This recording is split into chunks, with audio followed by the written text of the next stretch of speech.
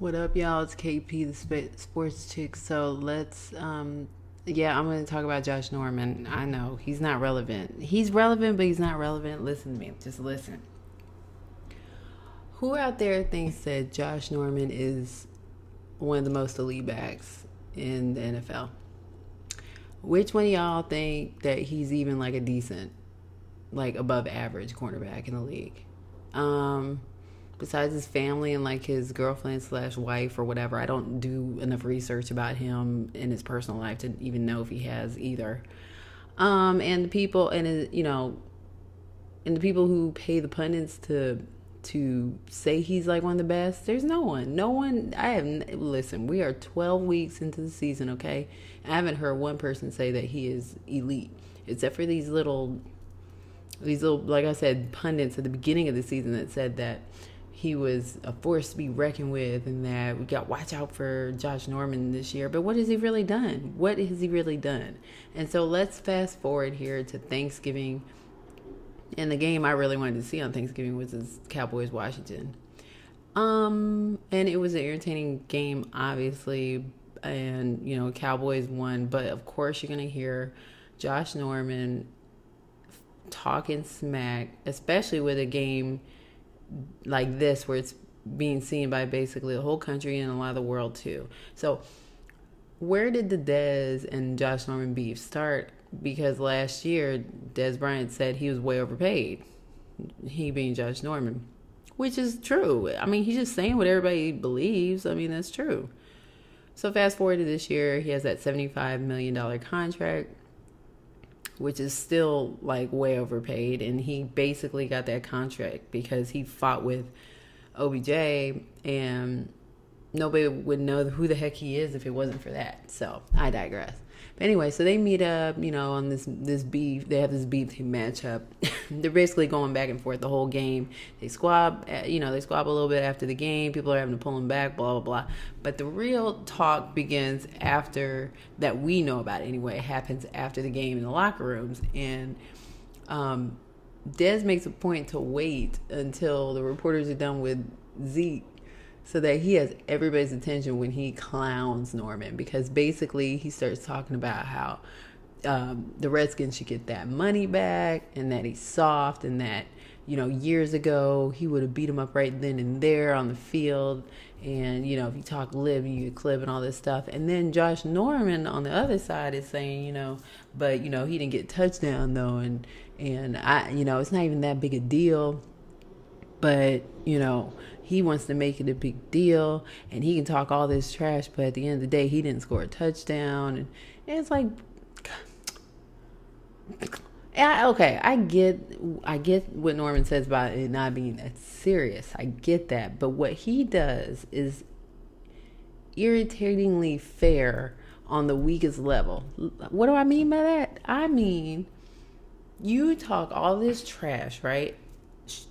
Short to the point of not fighting somebody, not touching them like that. You might bump off and, square up a little bit, but you're not fighting anybody.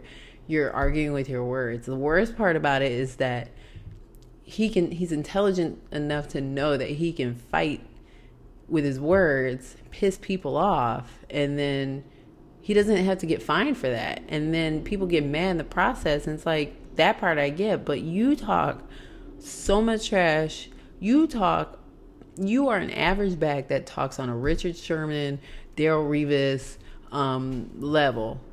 And I don't care how many top 10 corner lists people paid somebody or convinced to put them on, whether it be Fox Sports, or be ESPN or whatever. I don't care, because I've seen him on top 10 lists next to Richard Sherman's name, and ridiculous.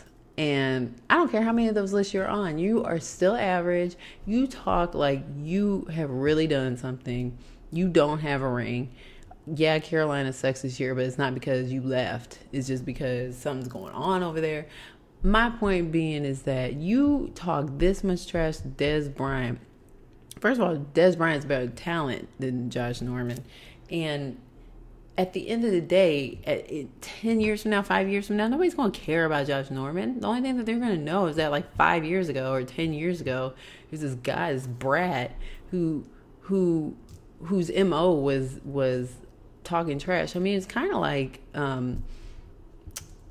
Dennis Rodman when he was with the Bulls, more specifically, but with the Spurs too.